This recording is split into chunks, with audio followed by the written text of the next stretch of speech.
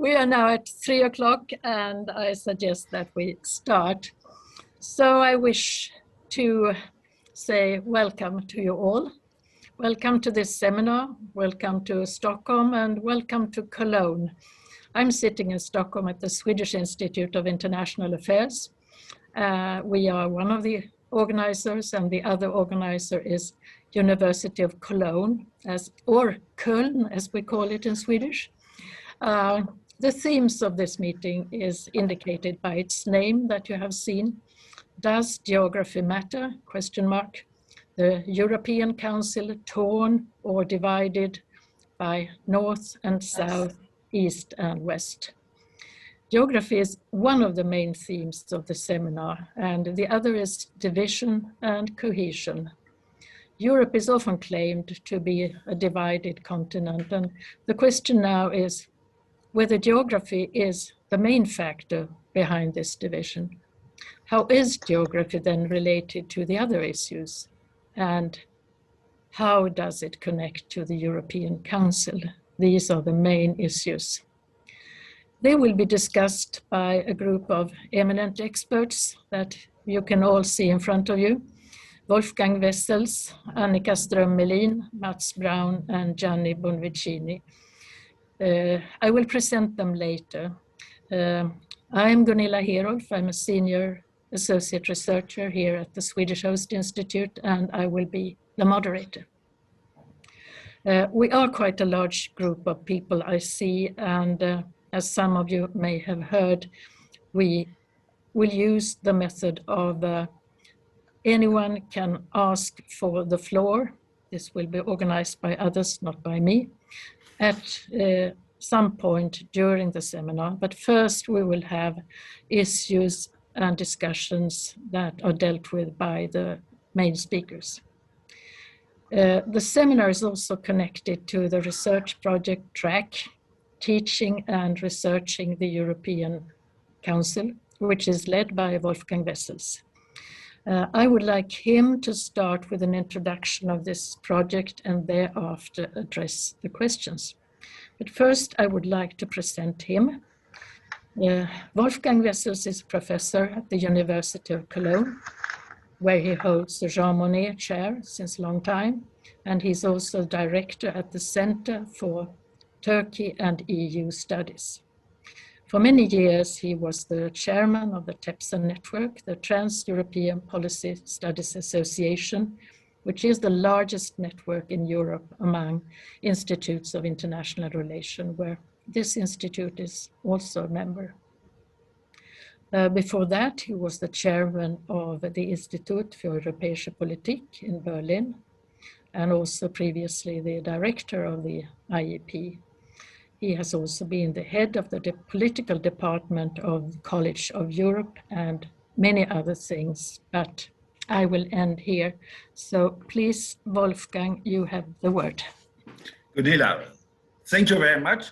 Geography matters, and therefore I put in my background, as you might see, the Cathedral of Cologne. So let's say I'm starting from there, and perhaps at the end you will feel that I'm one of these Western Germans with a lot of links to France.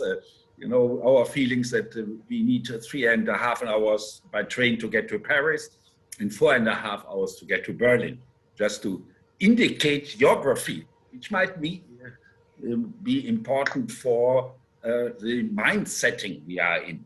And that's the issue, divided, torn apart between North and South, which is a classical old cleavage, which we know since the early days, since the regional fund has been created, and it's each time with the multi-annual financial framework, we see again the next net payers against the net receivers, which are most North against South, and let's say the idea about fiscal discipline, which came up, the question with the new facility, the recovery and resilience facility, concerning their grants or loans.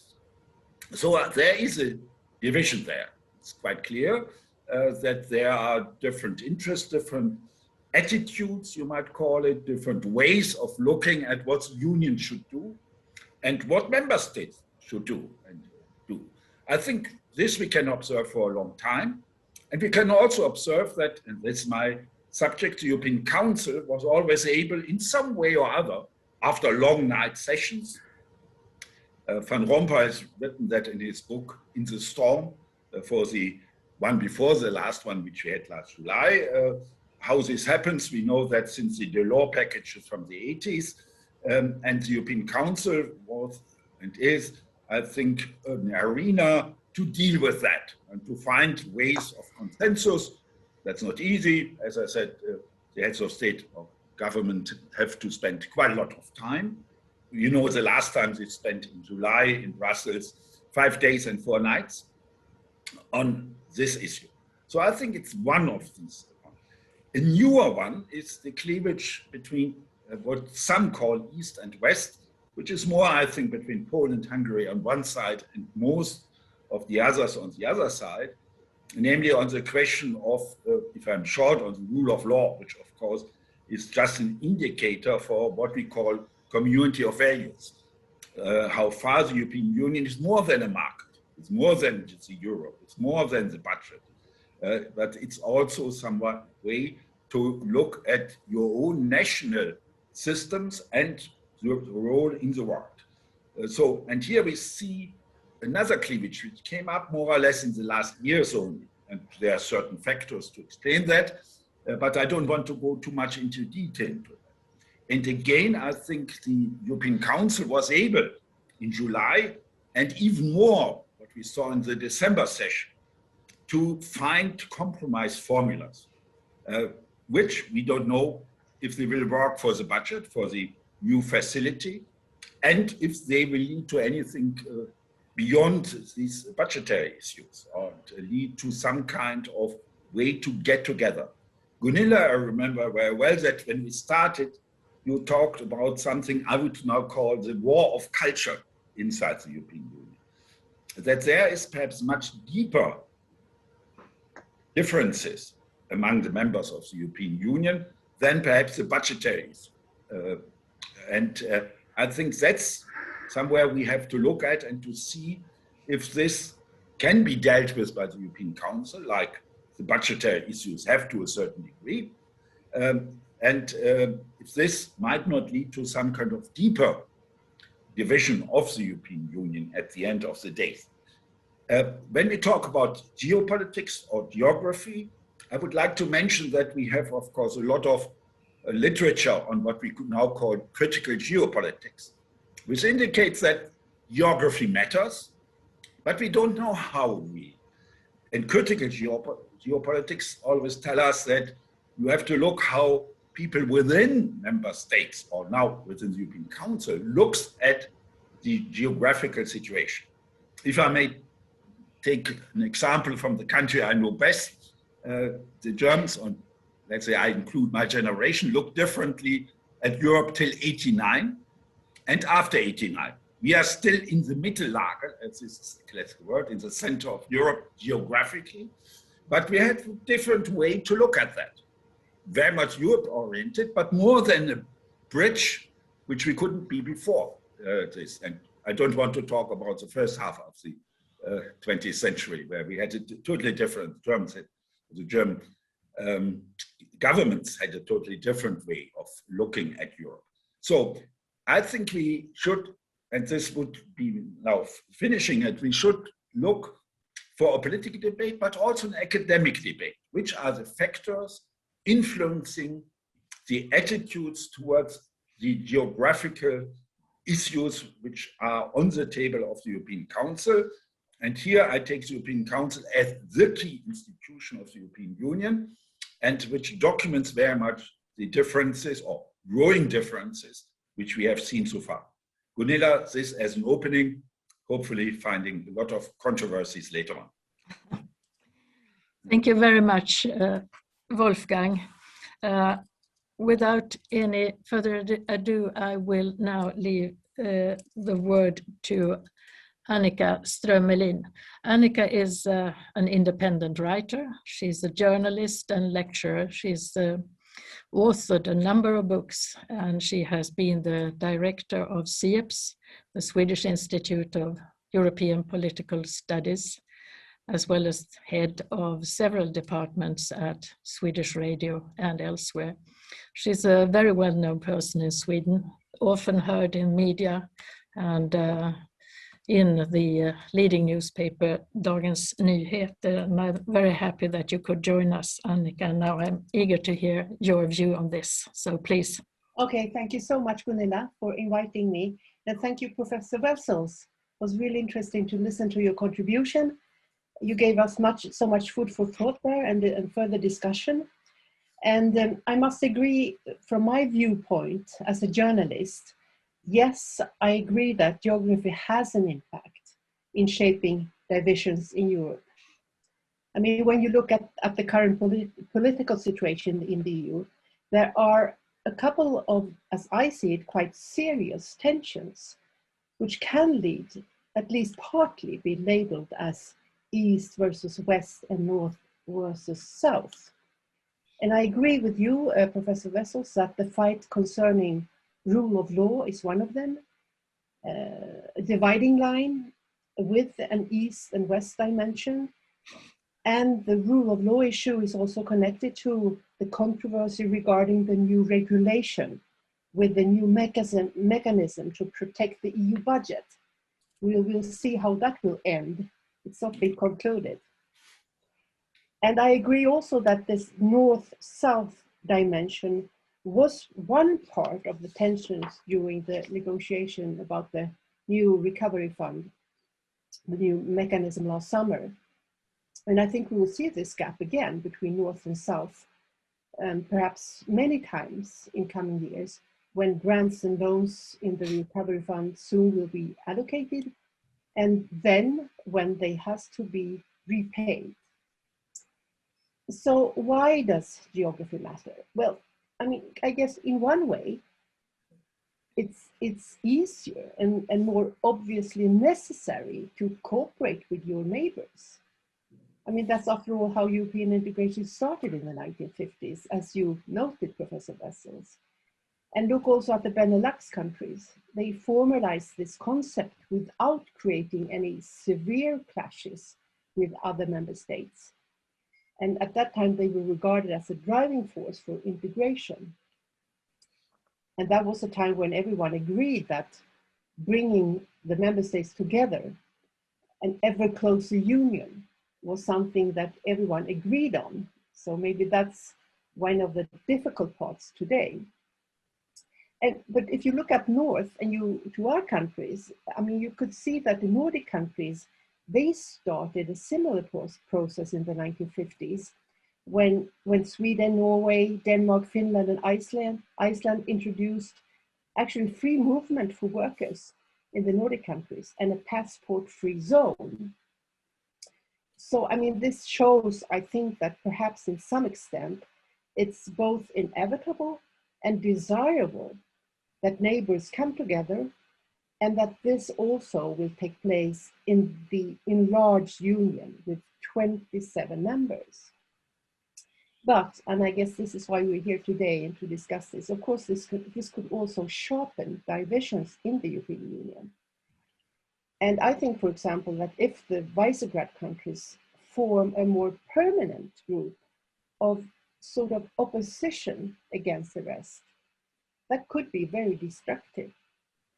And I also think that if the Frugal Four or Frugal Five, how many they were last summer, if they would become a more stable structure, I think that would also sharpen divisions and hamper common understanding and agreements. And I think that would, I mean, in the end, change the nature of the union. So relations and negotiations between member states cannot be based on permanent coalitions. That would be another European Union. So, and another question today is the role of the European Council. Yes, of course, the European Council is paramount in this development. And I think, and that might be interesting to discuss with you, I think it's interesting to see this last year to note the growing importance of the highest political level in the Union. And I mean, during a crisis, during the pandemic, the European Council has met, I mean, every month, more frequently than ever before, I think. And of course, a crisis always sort of creates a pressure upwards in the decision-making process. That is true in every country, and that is true also in the European Union. But I think that these meetings with the prime ministers and presidents behind closed doors in the European Council can pave a way for more geographically division in the Union. And why? Well, because bargaining power in the European Union, since it's not at all based on formal rules and only relies on what happens during the meetings and economic strength, political influence, and the power of the veto, is so important for what happens during the negotiations. I think, I mean, this creates a new situation where it's even more important than before to have pre-negotiated agreements and informal coalitions to be able to come forward with the common conclusions. And I think talking to your neighbors will, in the European Council, will also be a convenient way of creating these informal coalitions within the European Council. So yes, I think something's happened, and I think, it will be really interesting to listen to you all with your arguments of why this is happening and what it can lead to. But for now, thank you, Gunilla. Thank you very much, Annika. This gave very much food for thought. The third speaker will be Gianni Bonvicini. He's been professor at Roma III University and director as well as executive vice president for many years at the Istituto Affari Internazionali, IAI, in Rome, where he's now scientific advisor and member of the board of trustees. He's also been on the board and held several other positions at the Trento University. And like Wolfgang, he's also been one of the main pillars of the TEPSA network, for which we all remember him. So Gianni, much more could be said about you, but now I would like to hear your views about this. Please. Thank you, Gunilla. Thank you very much. I'm very much glad to see my old friends and colleagues of the TEPSA times, let's say. When I first read your question about geography and how geography impact on Europe and on the cohesion of the European Union, it came to, in my mind, a book that we, Wolfgang, myself, Tapani, Van Toranta, published in year 2000 on the Northern European Union security dimension, national views inside the CFSP. So I'm going to concentrate especially on the foreign policy and security aspects of the geographical impact. But at that time, it was the end of the 90s, in fact, geography for the Nordic countries was considered a priority for Finland, Sweden, and in perspective also for the Baltics, who were online to enter into the European Union. And on the opposite side, it constitutes a lower priority by other European countries, namely the southern countries, who were much more worried and interested to follow economic and political developments in Northern Africa, Algeria, Tunisia, Libya, etc. So indeed, at that time, when Russia was considered a fading power or even failed power, a great importance was attributed by Finland, Sweden, Baltic to geography, in fact.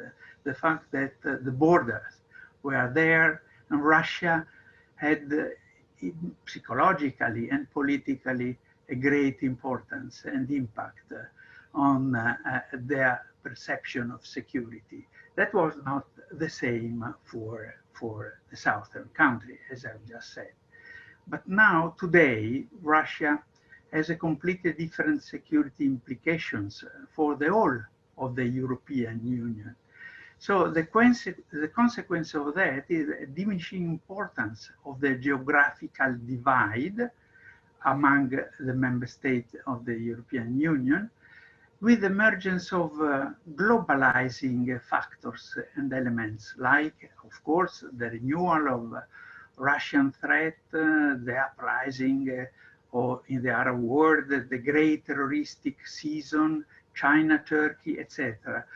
All these factors are political and psychological and even economic perception of security, and not just only geographical perception of security. And also, if you look to the European Union and the way in which the European Union has developed in these last 2 decades, you see an effort by the European Union to become a global actor. Global actor has been underlined many times in many reports of the European Union, starting in 2003 with the European Security Strategy, which, as you remember, was due mainly to the division among Europeans concerning the support to be given to United States in their attack to Iraq. It has been followed by European Global Strategy 2015, and finally now the slogan of a Geopolitical Commission of von der Leyen. So, and even if you look to the Recovery and Resilience Plan, beyond the immediate purpose of reducing the economic and social consequences of the pandemic, the agreement can be regarded as a sign to other world powers that the European Union is trying really to become a Unitarian actor. Now, in any case, if we look a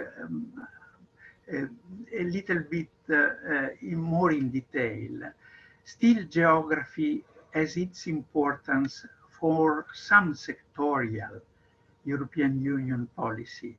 Think, for example, to immigration from the south, and which is perceived as a problem just for countries bordering the Mediterranean, Italy, Greece, Spain. And as has been mentioned, the division also in Europe between some eastern countries and the rest of the Union in terms of human rights respect. And the problem is that today the European Union is trying to develop another concept, which means to be a Unitarian actor. And the concept is one of European strategic autonomy. So the debate about European strategic autonomy has gained political momentum in response to European Union internal developments and to the profound shift in the international system. So internally, the European project has developed from a single market to the Euro area of freedom, security, justice, and foreign policy.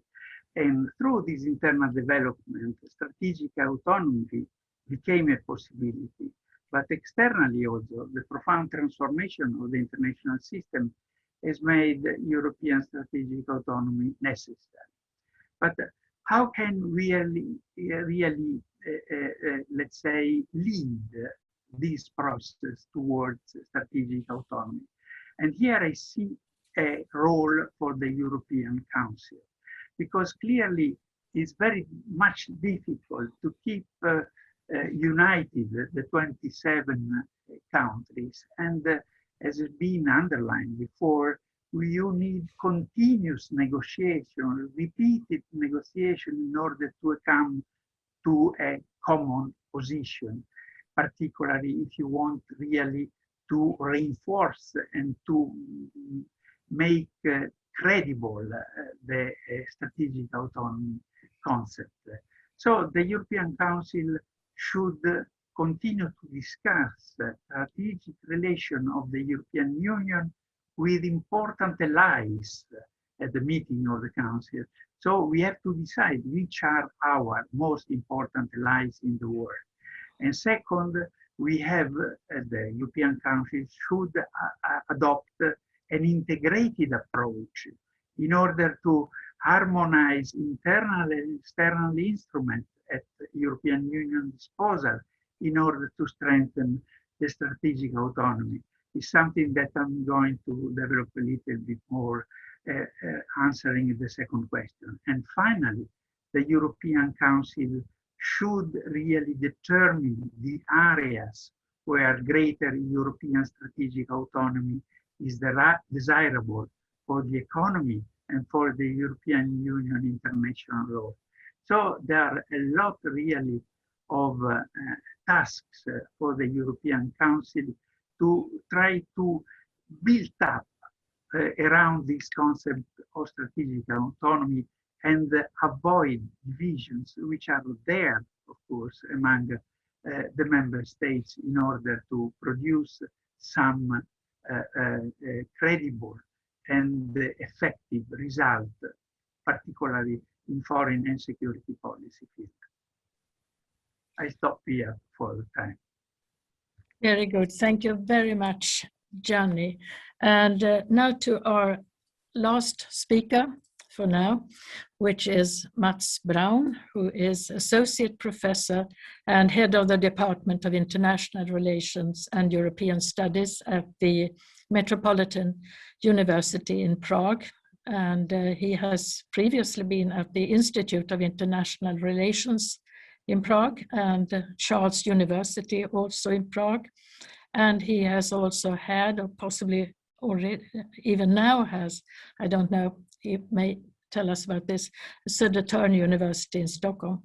He has written extensively on the issues that we are discussing today, so I'm very eager to hear what you will be saying. Mats, please.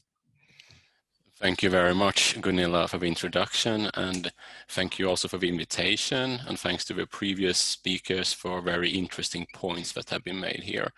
And I will just start by making some general remarks regarding the role of geography, and thereafter I will move on to speak a little bit about my part of Europe, understood here as Central Europe, where I'm based, and a topic which I focus a lot of my research on.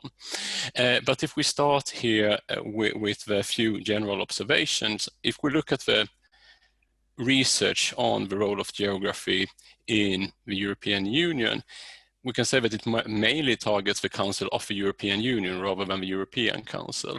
And I think we can say that there is some consensus that geography matters, both if we look at research that try to look at voting, and also if we look at research that try to map social interactions, networks in the Council hierarchy. So geography matters, that seems to be clear, but I think it was articulated very clearly already by previous speakers. What we know less about is why. It's a less convincing story of why geography matters and exactly how geography matters. So I think that is what needs to be focused on. And then also if we go back to this geography matters, but is it necessarily about division, dividing? We could also think of clusters of interaction, where we would have one northern cluster of interaction, where the states in the northern part of the European Union tend to interact more closely with each other than other countries, but not only with each other, obviously. And we would have one southern cluster and one eastern cluster. Maybe we'll have Germany somewhere in the middle there. And if we do that, we will not necessarily stress the division. But of course, at some points, there is division which is caused by different geographical priorities. I think what we have witnessed during the last few years, some would speak of a decade of crisis within the European integration process. And several of these crises have stressed one of these geographical dimensions. I mean, the Eurozone crisis, we stressed the north-south division, right? When we spoke about the so-called migration crisis during a period, it was often articulated that we have an east-west cleavage on how to deal with this, even if I would say that this geographical division of that issue was often something which was rather exaggerated by observations than necessarily a case if we would go through and look at position country by country, but that is something we can get back to. So geography matters, and it seems that recent crises have brought increased attention to divisions which are based on geographical patterns. But then, as it was mentioned already by previous speakers here, it's quite natural that countries would interact more and political leaders would interact more with political leaders in neighboring countries.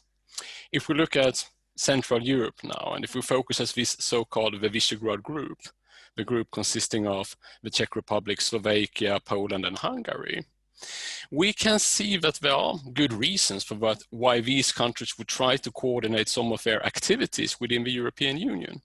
They are, with the possible exception of Poland, quite small countries.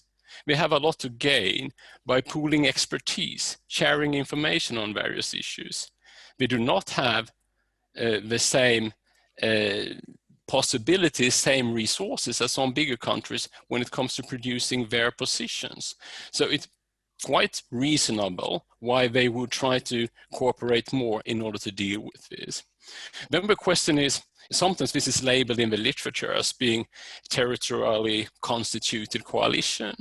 And of course, it is not really the case that they always would have the same position.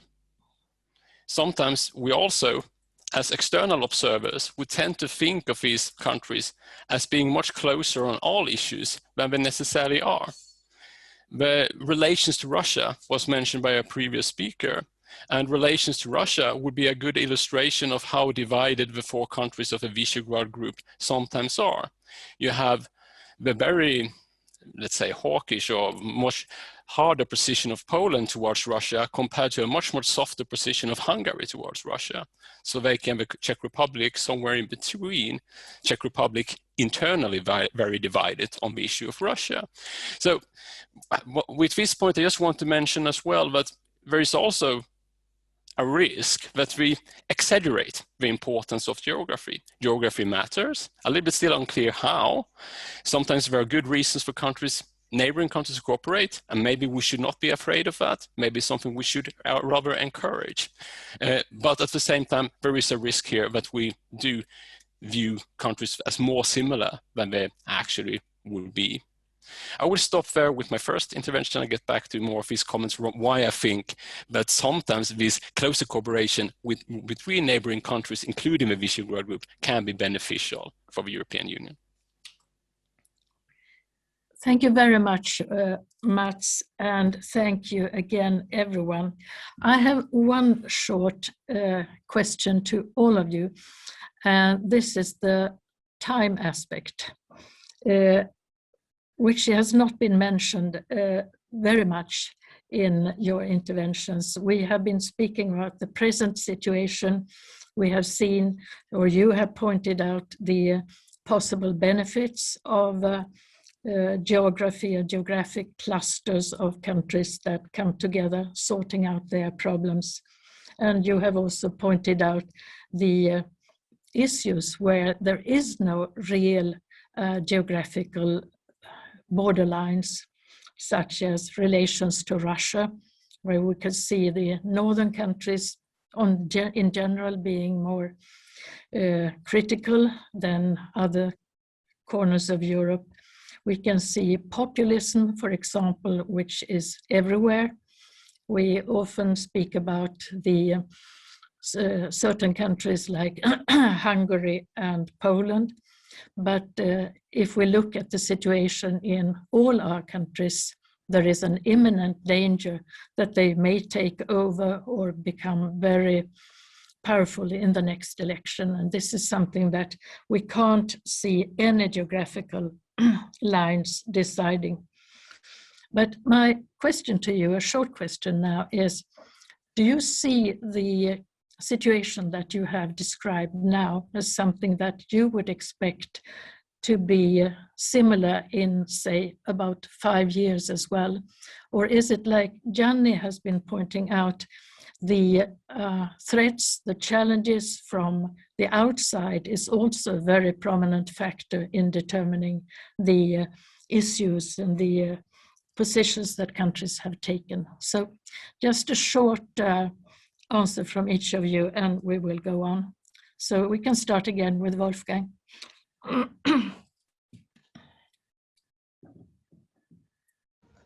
Micro.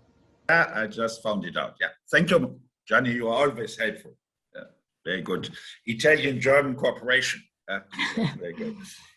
No, a look into the future means always that if you are serious about it, you need to enumerate what are the factors influencing future developments. And you mentioned one, that all societies, which I would call Western democracies, are faced with this populist consideration. It's no more the cleavage between classes or religions, but between, let's say, the globalization and the regionalization, or the attitude to be some rooted into your neighborhood, perhaps even less in the nation state, but just in your region, and to be more oriented on the global consideration. And that's, I think, one of the roots of populism. And I think all Western democracies, including those of Northern America, Switzerland and Norway, all have faced this kind of issue. And let's say the question then is, how far are they able to overcome some of these basic blockages within a country? And here, let's say, I would say for the European Council, I'm more and more afraid that we have people there, and perhaps Orban will be the only one, which can run without being, let's say, confronted by strong internal domestic forces. I mean, Rutte is certainly one who has more difficulties to form a government. The Belgians for more a year partly have had no government. So one of the problems of the European Council in the future will be that you have heads of state and government, so-called leaders, but they are very much constrained by the internal power game. In the moment, I would say, for Germany, looking at the three candidates and possible coalitions, perhaps in Germany, this is not the most serious case for that. But I would say that's one of the issues which we have to face. Are they able to act as leaders within their domestic environment? Because otherwise they cannot act. That's quite clear. And the second issue, of course, came up. What is the international arena going to be like? Are we, the Europeans, forced to take side for China or for the United States? Or are we able, following de Gaulle's idea, to be something like a third power, or perhaps a fourth power if we take Russia and somewhere in consideration? So again, I don't know where we will go and how it will go. I think Gianni's point about strategic autonomy is very important as one of those issues where we consider that there is some kind of joint interest all over, let's say from Finland to Portugal, and that there are some ways of trying to deal with that. But then if you look more at the concrete issues for strategic autonomy, I think there are a lot of differences. I think the Polish want to buy the arms in the United States because they think the United States is a major guarantee of their independence. Others want to build only Franco-German weapons and will they change the Spanish by, let's say, what is developed by these countries. So I think there might be something like a public good, what you might call, but let's say there is also the distributive effect in that. Let's say I was positively struck by the way of last summer as the European Union was able to deal with the corona crisis, even if it took 5 days and 4 nights. But it showed that there is some kind of converging of interests, and that the European Council were able to formulate something like a package deal, which means at the same time that you don't have the best EU solution, but you have a solution which is optimal in the sense that each member state can accept it. Yeah? So each one can find something which is good and helpful for them. So I think to for the future, I think one of the major issues, will there be these packages which are of interest for member states? And here I agree with Mats and others, perhaps the groups are not so important. I mean, if I ask my Belgian and Dutch colleagues about the Benelux solidarity, they will shake their head because that looks very clear, the group of smaller countries among the six, geographically very near to each other, but on many points they had basically different ideas on European integration. So, I mean, they got together, but they were not a coalition, not an alliance for some way of moving forward in Europe.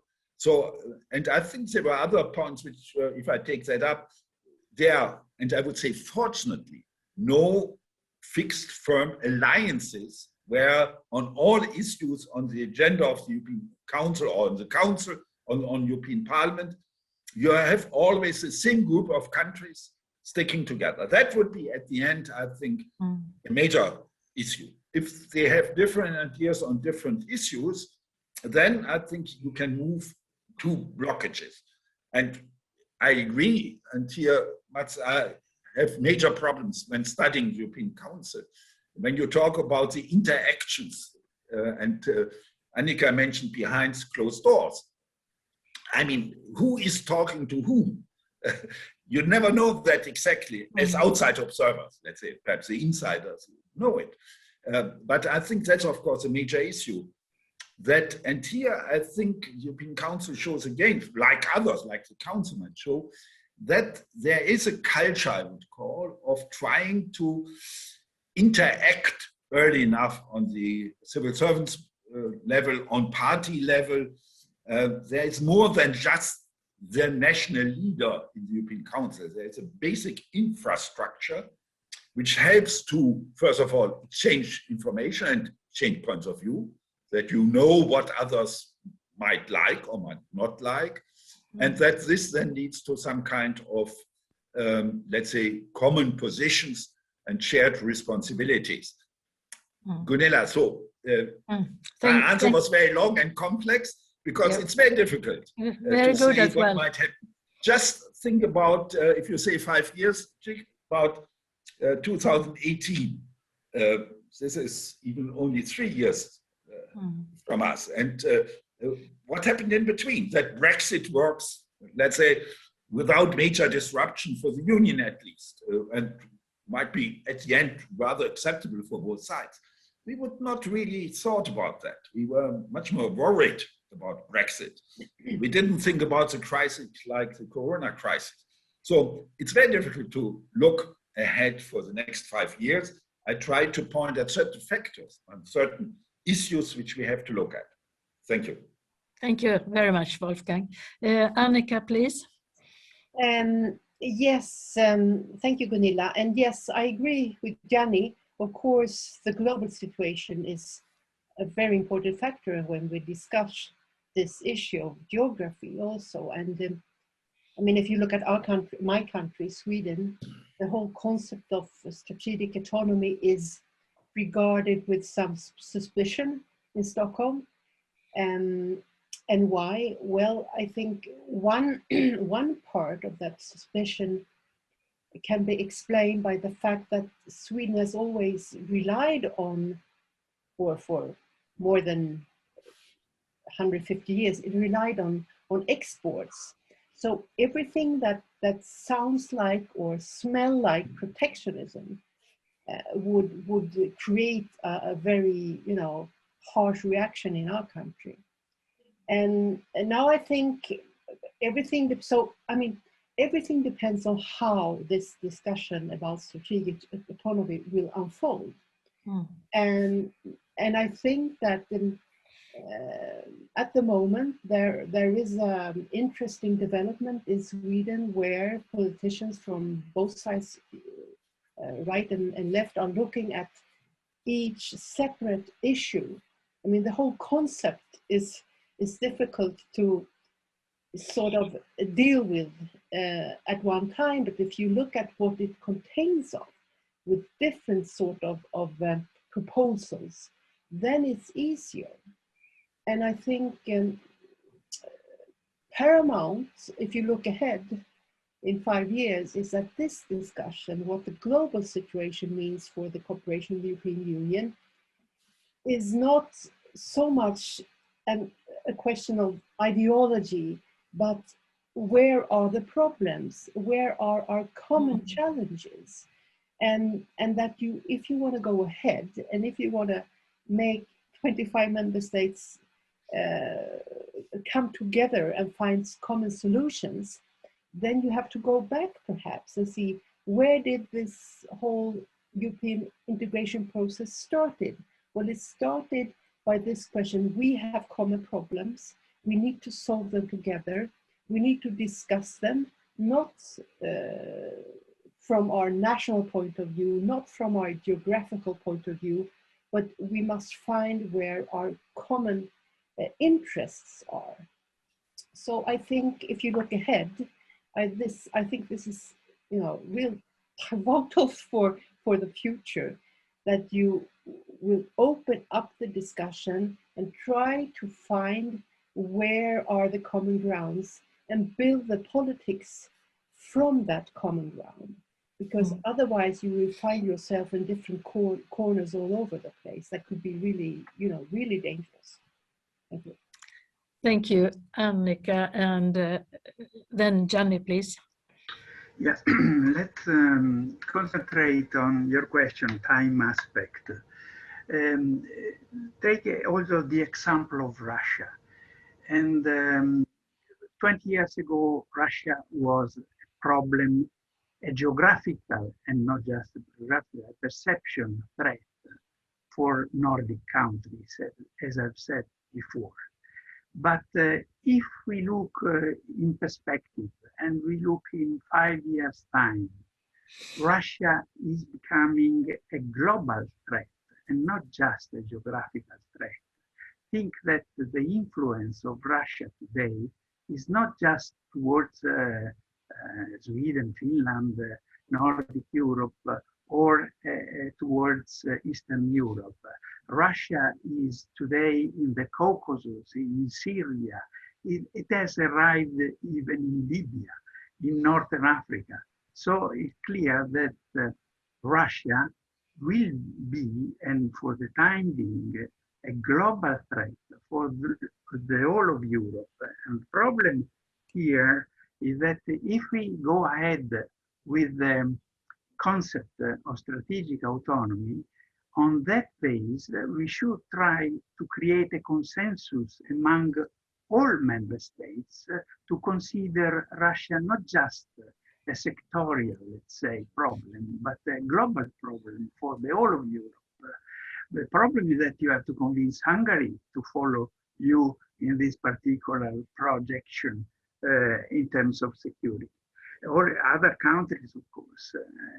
And the same applies to China, for example. Again, China is a dividing factor, but not geographically, of course, a dividing factor for completely different reasons among Europeans, particularly the relations, again, with Hungary. Think yesterday, for example, a couple of days ago, that the Council of Foreign Affairs Ministers didn't succeed to release a statement of condemnation on the respect of human rights in Hong Kong due to the opposition of Hungary. So again, here, of course, there are some problems of consensus, but that is a task for the European Council to overcome them. A small point on what Mats has illustrated, the issue of clusters or coalition of countries. Again, here it's difficult to think in geographical terms to coalition of countries. For example, the hardliner countries in terms of respect of the convergence criteria, deficit, debt, etc., is really something spread around into the European Union, Netherlands, Finland, and other Austria and other countries willing really to keep along with the hardline lines the economic convergence. But also, if you look to the southern countries, for the issue of immigration, you would expect southern countries to create a coalition in order to convince the rest of the European Union to adopt a common asylum policy, a common integration policy for people arriving to Europe, to the shores of the country. And it didn't happen. For example, there is a continuous division between Malta and Italy, between Greece and Italy, as far as the management of these flows of immigration is concerned. So again, geography plays in different way, and it's not so much clear whether it's geography or other issues which are really prevailing on the attitude of the member states. Thank you, Gianni. And last, Mats, please. Thank you very much. And now, of course, it's difficult to be the last speaker and come up with a lot of new interesting ideas. Sorry about that. Just let me start by a brief remark to Wolfgang regarding the interaction patterns. And obviously, most of these studies will be done on the Council of the European Union and rather on diplomats, permanent representatives, rather than the European Council. And we have a few colleagues at the University of Gothenburg, Sweden, who have been working quite extensively over a number of years trying to map interactions by looking at, by making interviews and surveys, primarily focus on permanent representatives. And you can then see that you have some clusters of interaction based on that level. Question is what to read into that information. And of course, you're very right to say that in the European Council, what is happening behind those closed doors will be very difficult or impossible for us to say. But when it comes to get back to the Visegrad group here, you have the pre-meetings of this group where you basically send a signal that you want to try to at least coordinate positions of the countries also within the European Council. Gunilla, the question, future stability. I guess we could predict some stability when we look at, as I think Annika mentioned, economic priorities. We see some similarities in economic structures where there tend to be some geographic relevance here in how what kind of economic structure the countries have. And I would perhaps guess that that could be stability. On the other hand, there are a lot of change which are difficult to predict. It has been mentioned several times, the issue of rule of law, Hungary, Poland. If we go back a few years in time and look at the Visegrad group, you could argue that that group, that these four countries had in common was the successful transition from communists to successful liberal democracies, market economies, EU members. And they also tried to market this success story by being the countries pushing for enlargement of the European Union, by being countries articulating that this is a good way of doing things. We would like to promote it further. And now we can see that at least two of these countries are having big problems with the rule of law and thus actually also undermining their own line of argumentation in the case of supporting enlargement. And with this example, I would like to illustrate that, yes, there are changes happening that might be very difficult to predict where and how. And maybe we will have and be witnessing a change back when it comes to the Visegrad countries. What we do know, however, we know quite a lot about one big major challenge to the European Union, the climate issue. I know that Wolfgang mentioned earlier that there was an event on the European Green Deal in Finland last week, was it? But this is an issue which could illustrate a possibility for the European Union to take action and show some global leadership as well. If we then go back to the role of geographic division within the European Union in relation to climate, we can see here that the countries, if I go back to Central Europe, if I again go back to the Visegrad group, that they have been trying to coordinate their positions on some parts of the climate agenda, on some part of climate energy agenda. Sometimes quite successful, other times less successful because they have rather different starting positions on some of the issues, for instance, the level of coal dependency of our economies. But in general, here, perhaps it could also be an example of what you need to push for the European Union to be successful here is internal solidarity on the issue. And if we take this, the Visegrad countries, the geography having an importance, they need to articulate the point that they pay higher costs for the transition compared to a country like Sweden, for instance. And there needs to be a stress on European solidarity for that reason.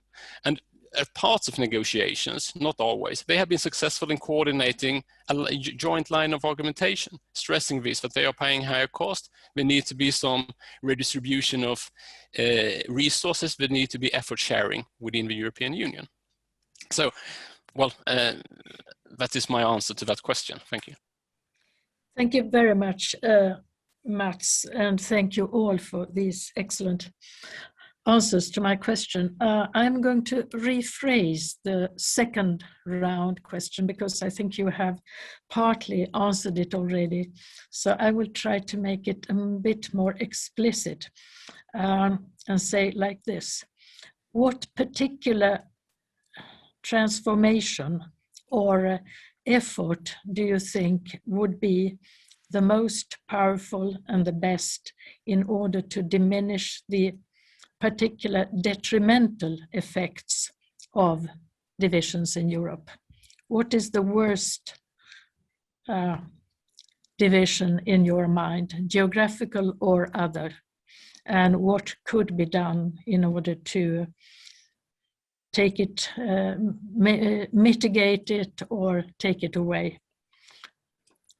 What is the worst threat to what Gianni has been speaking about, the necessary unanimity that we need in order to solve our common problems? Because most of our problems, as you have also mentioned, are common problems. What is the worst and what is the best? What is the worst problem and what is the best way to do something about it in terms of division? I'll start with Annika this time. Okay, thank you, Gunilla. I unmute myself. I think the best way to deal with, divisions, problems, challenges today is to go back, as I said before, to go back and look at what is this cooperation all about from the beginning and now. It's about trying to solve common problems, challenges. And I think that's why this development where the European Council takes over, sort of meets every month. And when I talk to people in Brussels, they say, the Council has been, almost inactive for months now. And you can see they have not reached agreement on, really crucial legislative proposals, for example, migration, climate change, everything that needs technical, difficult negotiations in details. Ministers have to go into this. Ministers need to make decisions. Ministers and the European Parliament, the Council and the Parliament need to get this legislative process again active. And I think that's the best way if the European Union can show that, yes, we are still sort of a vehicle for problem solving measures and not for discussions and not for, trying to solve problems that we don't solve. But actually, yes, we come together, we make decisions. I think that's the best way. And I think if you do that, you will find yourself like a country like Sweden. It's interesting when I talk to diplomats in Brussels, they say that one positive effect of Brexit is that Sweden has always sort of followed United Kingdom. We can't do that anymore. And that makes it feel more open. And we try to find friends. And actually, when Frugal 4, that there is a geographical dimension to that coalition. But I think there is at least a will not to make this too stable, this coalition. And I think if you look ahead, this is what is the most important thing to do, to come together, to decide, to show to ourselves or to the world, yes, we have solutions, and we work together, and we see common interests where there are common interests. So I think that's the best way of solving many of these problems we are discussing today. Thank you very much. Mats, then, what is your proposal? Well, I don't know if I have a clear proposal how to solve the issue. If a question, what is the worst division? Of course, the issue with rule of law is very tricky one because it comes to the core of what the European Union is. So obviously here we have an issue where we cannot really have too much of a compromise in the end. So this is something which is very tricky to deal with, and we can see that it's tricky to deal with from the perspective of the European Union. So that is one problem. But I mean, there was this debate started by the Juncker's Commission presenting its white paper on the future of Europe with the different scenarios. And now we have a debate initiated by the European Parliament. And there seems to be a little bit of a division line. Shall we focus more on the concrete issues, or shall we go back to discuss more what the European Union should all be about? And of course, I do not myself have a clear position on what would be the most constructive path forwards. Of course, I think everyone remembers the Convention on the Future of Europe some 15 years ago, and the problem of opening up this big debate of where the European Union is heading, what should be a final destination. But perhaps, I mean, one of these scenarios presented by the Juncker's Commission was about more of differentiation of the integration process. Perhaps if there are more differentiation on some issues, it could be clearer to outline what is actually the core, where there cannot be any differentiation. But is maybe countries in some parts are maybe geographically based, maybe less geographically based, would continue more cooperating in some areas, like an extensive enhanced cooperation version, or mechanism, whereas it's clear what would be the core, where no exceptions can be made. So from my perspective, I think it would be good with more discussion, at least on this, and more acceptance that divisions and differentiation is not always bad. It can be good, but it's necessary to be clear about which are the issues where this differentiation cannot be. Very good. Gianni, please. Yeah, I agree very much with Mats on the division in Europe on human rights, for the very simple reason that the European Union has been unable to really sanction its member states that breach democratic norms or turn a blind eye to corruption. These domestic issues have a foreign policy impact, and sound European foreign policy requires a severe and credible intervention by the European Council against those members denying human rights respect. But Annika was underlining also the fact that what we need in order to overcome division is make decisions. That is the real problem. I would like to stick on the aspect of foreign and security policy, CFSP.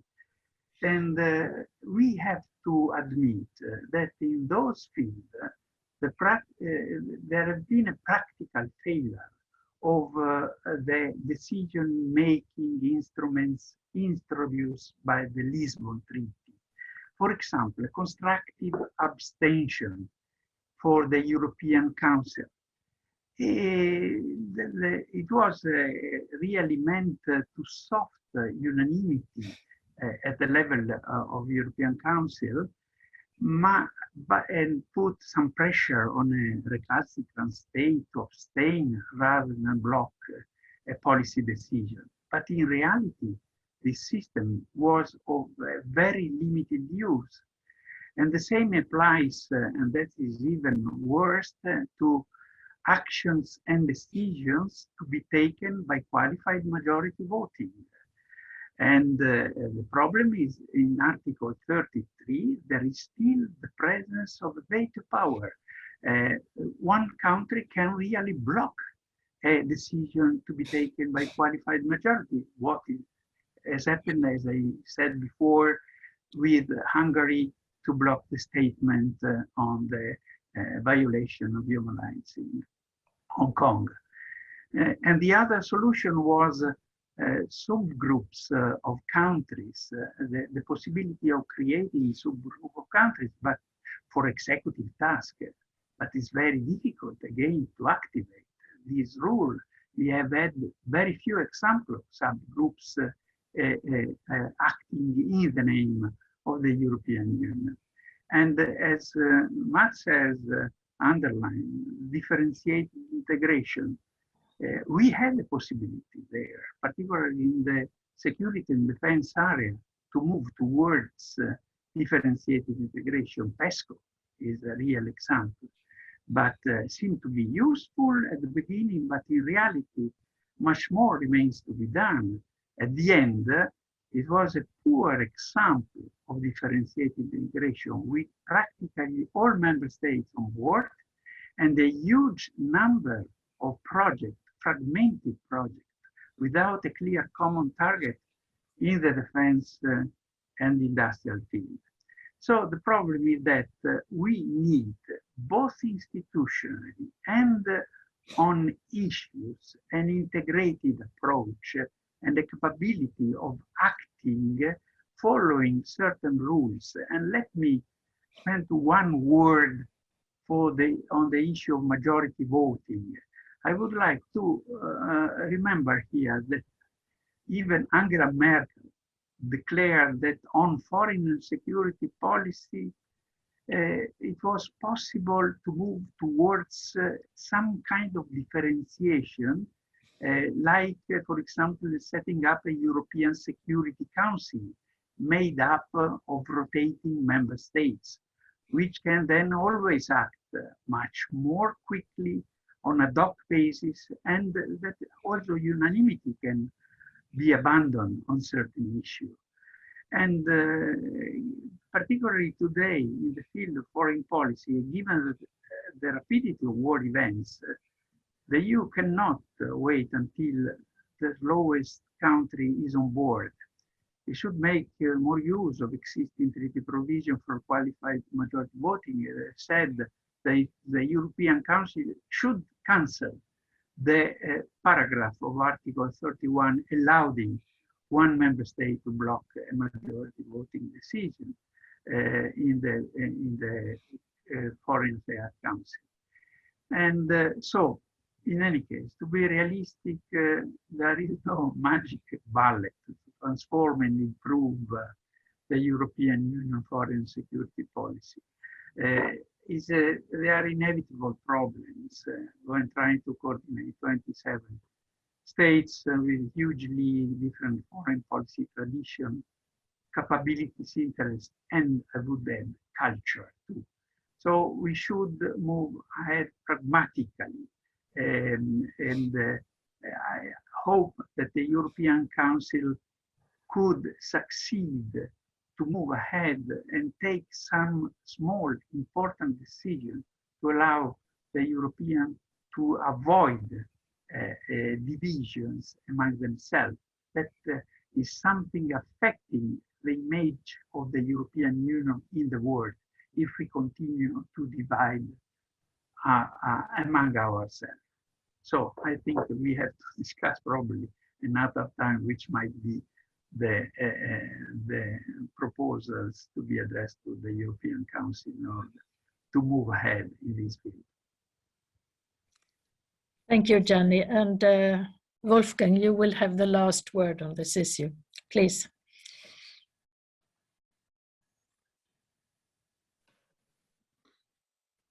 I think the basic fundamental issue in how far we as democracies will support what we can do together in Europe. So I think it's very much, is there a positive public opinion, or I would say positive opinion by the voters, to support sufficiently the compromises which are made in Brussels, and not only by the European Council, by the Council, the Commission, and the European Parliament too. I mean, the European Parliament also needs to find domestic support. So I think that's a major issue. Now, one positive effect apparently was Brexit afterward. Member countries, and I think Annika mentioned that somewhere, realized how important this union was for them, and that you might need to look for different ways to go ahead. So I think that's a major issue. And the second one, as I said, is how stable are governments to take some kind of binding decisions and have what Moravchik, one of our American colleagues, would say credible commitments. Are the commitments about climate change credible or not? Or on the rule of law, are they credible or not? So I think that depends very much on domestic policies, which can be very difficult. We have difficulties to really influence that. There are things which are outside control from Brussels, I would generally say, but are very much in each member country, and we have to see how this develops. And here I'm a little bit pessimistic looking around how difficult it is to form governments, even in classical democracies like Netherlands, Belgium, etc. And if we look to some of the Eastern members or to Spain, we see some of the problems to have, let's say, governments which are in charge and can make respective decisions.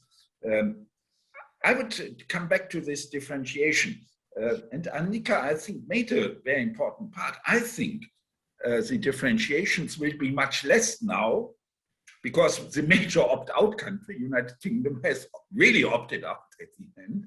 I mean, Brexit leads to a new constellation. And I think it's speculative, but if the United Kingdom would have been member last year, the whole budget and funds would have been organized within the European Monetary Union, Economic and Monetary Union. It would be Euro bonds, if you want, but only by the countries, members of the European of the Euro area, because Britain would have blocked it. It's speculative, but I think sometimes speculations are useful to consider certain possibilities.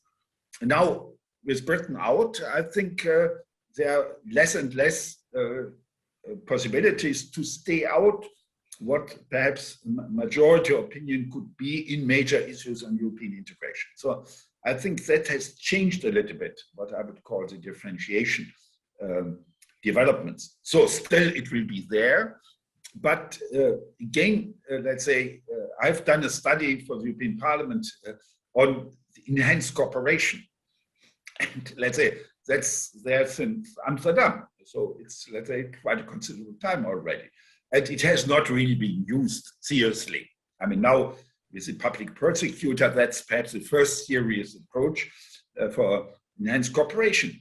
But to look that this was not used explains, or we can explain the non-use of this, because it will be very difficult to have serious differentiation, which are not blocked by the outs within the European Union, or where the ins would say, oh, the outs are free riders.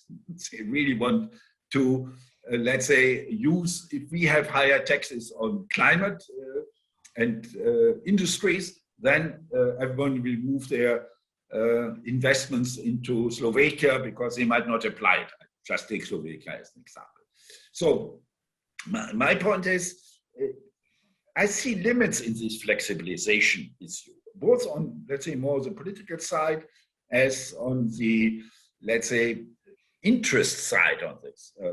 Okay, a European solution to mixed marriages, which was perhaps the major case so far for enhanced cooperation, has not really been a serious affair for the EU as such. It might have been useful for the people concerned, but it was not something which is in the core of European integration.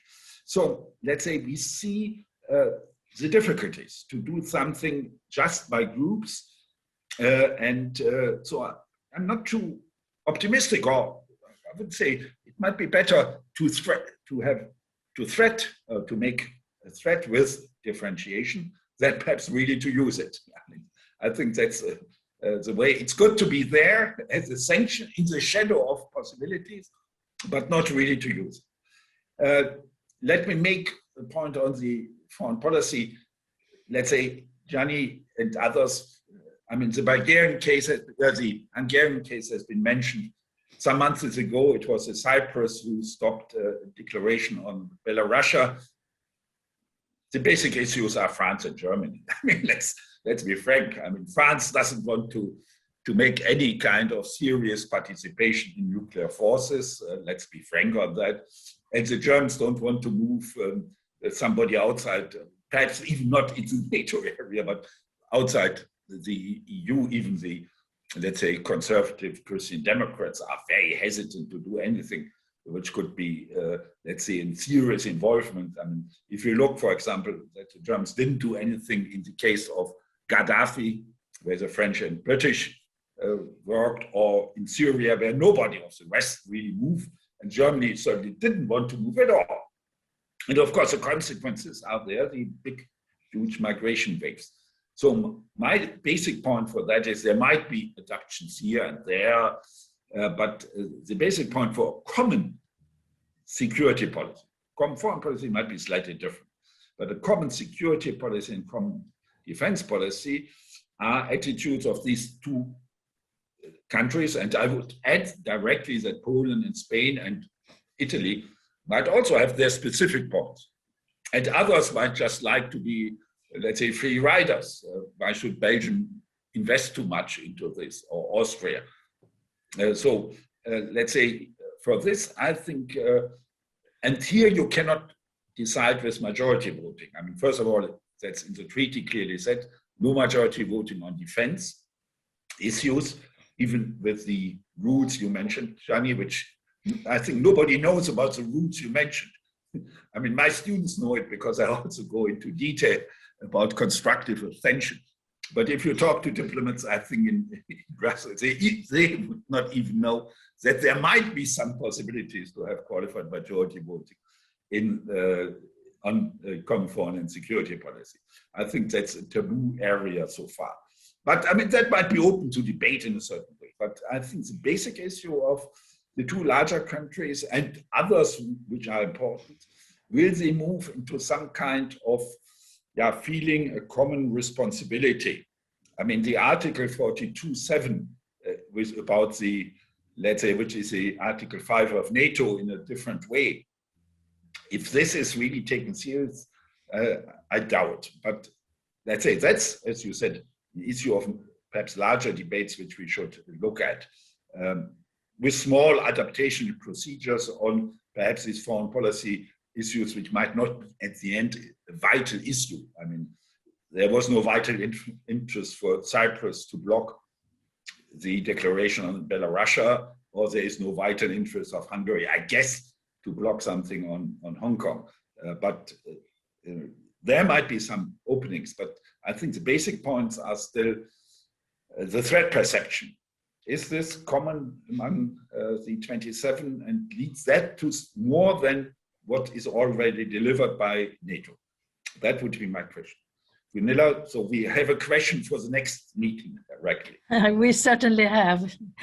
Thank you all. And now I would like to open the floor. And the procedure for this is that you click on participants at the bottom of the Zoom window. And then you will see all participants to the right. And you then use the button raise hand at the bottom. So when you give the floor, you will of course first unmute your microphone and then you ask the question yourself. So please, you are welcome to pose a question to any of the speakers or to all.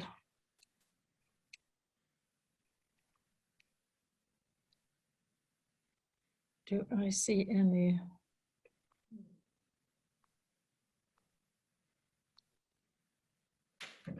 Yes. unmute first if you want to ask a question. Don't see any question. See here. Gunilla. Yes. I see a question in the chat, even though You do? mentioned Okay. that should not be used, but Okay. it's about Turkey, Muslim country, becomes part of the EU. Challenge Okay, that it then has not become. let's ask the person who you found who should Jan know who Mohammed. he is. Do we have a question here? If this person could ask.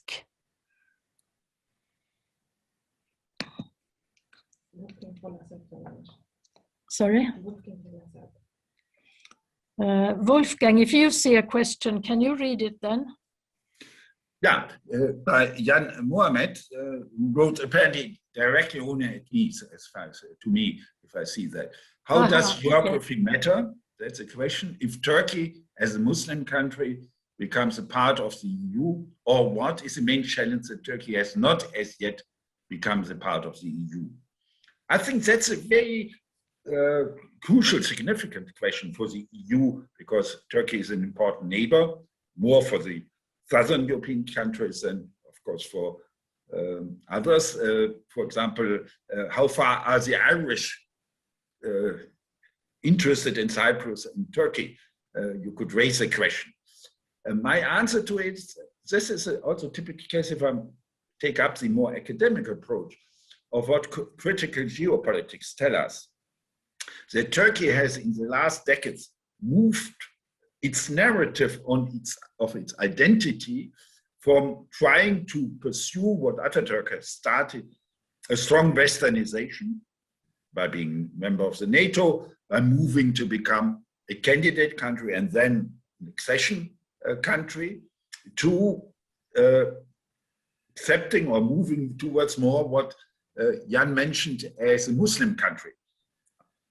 Let's say that's an open question if Turkey is a Muslim country, but of course, the basic roots in the population is oriented on Muslim, but we know also that there might be different variations of that. And officially, it's a secularized country. So the point is that Turkey is of importance for the geography and the international relations of the EU, but that so far, seeing also the developments within Turkey, that the membership is not, let's say, in the next 5 years, if I come back to Gunilla's question from before, and that, let's say, for me, it's the issue, and therefore geography matters, what kind of partnership, what kind of productive relationship can be developed. And as you know, the European Council in last year and this year in the March meeting has developed a whole concept of stick and carrots, of what is called positive agenda, which would lead to some kind of productive partnership.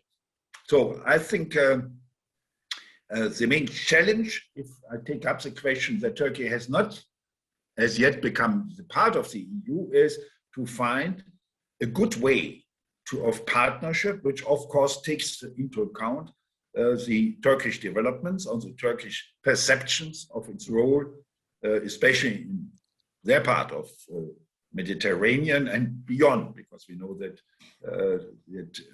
Turkey, or the Turkish government, moves also not just Eastern Mediterranean, but Caucasus, but also to Africa, to Arab countries, etc. So let's say, I think the challenge is really to find some way by which interests of the EU and major EU countries can be put together with, let's say, policies of Turkey. I think the answer is not simple, I have to say. And we have special projects, and Gianni has been member of some of the projects. We try to find out what we can do. And let's say there are a lot of question marks still, and we know that they are, let's say, changing, I wouldn't say day to day, but quite often over the last 3-4 years, there were developments more to be a conflict And now in the last month is more of cooperation. But we don't know how long this will last. And we don't know how strong the EU will be able to find something which is serious enough to have a efficient and good relationship with Turkey. Of course, let's say, we of course could all now come back to the Sofagate issue, which we saw in Ankara, but let's say I don't think that it's too serious now to discuss more in detail. But I think the challenge is quite considerable. Thank you. Gianni, please. Yes, I agree very much with Wolfgang that the challenge is a really serious challenge. But the problem to me is not just to look to the changing nature of Turkish foreign security policy. Of course, Turkey now is everywhere, and as you have underlined, it is in the Caucasus, in Libya, in the Middle East, etc. It's everywhere. But the real problem is that we have also to look to the, I would say, perception of Europeans on the issue of Turkish candidate as a Turkey as a candidate to enter the European Union. I think that there is a great difference between today and 25 years ago, for example, where the issue of Turkey becoming member of the European Union was, let's say, realistic. Today, particularly if you look to certain countries, but I would say even all countries of the European Union, very few would be in favor of, let's say, enlarging the European Union to Turkey. And you should consider two things. The first is that Great Britain, the great supporter of Turkey, is out today. So Turkey surely has lost one of its supporters. And secondly, that Sarkozy did change the French constitution in order to block any possibility for Turkey to enter into the European Union, including the tool of a referendum in case of, let's say, negotiations with Turkey. So I think we should consider ourselves Europeans also in a more clear way and offer Turkey what we had also proposed several years ago, privileged partnership or something like that. In any case, to find another solution and block the negotiation for the entry of Turkey into the European Union. We have one more question here. If Annika and Mats would not like to add their comments on Turkey. No? Okay. We have something in the chat. TEU states, how do you assess this comment that, quotation mark, European Council is more active when it is about a membership issue, question mark.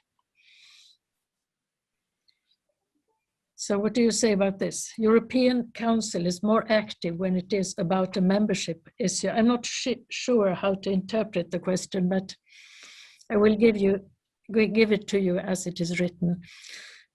Any?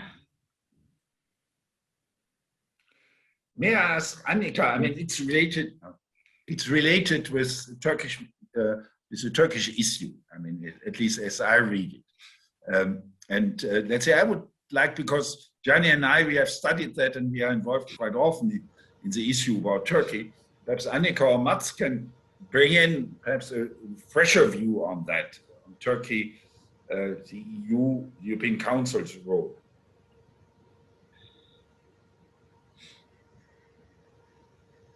Annika? I don't know, I don't have much to add. I mean, we all know that negotiations are formally still on, but in practice they are not. at this stage, I mean, it's impossible to imagine Turkey to be a member of the European Union at this stage. It's absolutely impossible. The way Turkey has developed during these last years is not compatible with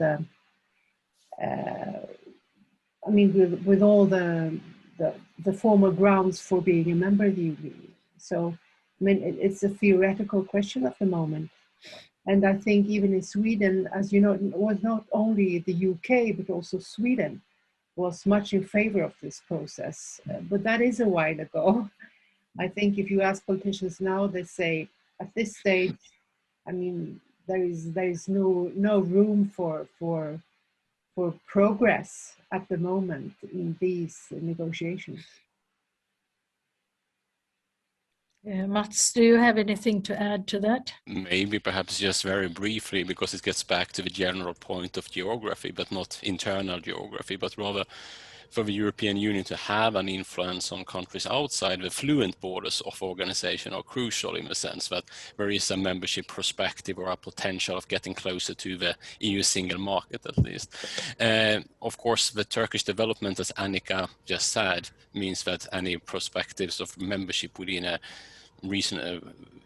reasonable amount of time is completely out of a possibility right now. On the other hand, if we go back a bit, as Gianni mentioned here, we had the change of the position of France under Sarkozy, and we had this larger change within the European Union, which perhaps led to that the membership option for Turkey wasn't credible even before the changes within Turkey itself. So this is another discussion and a longer topic, but definitely something which is interesting to get back to at some other time, perhaps. And with those words, I deplore that we have to finish, because we have already passed our last timing. It's already more than 4:30. I'm sorry that the last question was a bit tricky, but maybe it was in a way answered by our discussion about Turkey, which is very much a country that the European Council is really dealing with in many ways. Thank you very much, Wolfgang, Annika, Mats, and Gianni. Thank you, everyone who has been listening to this discussion. I think that it has been a very enlightening one for all of us, and it's been great to have you here, and I hope to see you again. I think you have many more words of wisdom to add to the European debate. So thank you and goodbye for this time. I hope to see you personally. Want to see you personally. We met so often in the old times, yes. Okay. So do I, to all of you. Bye then. Nice to see all of you. Ciao, dear.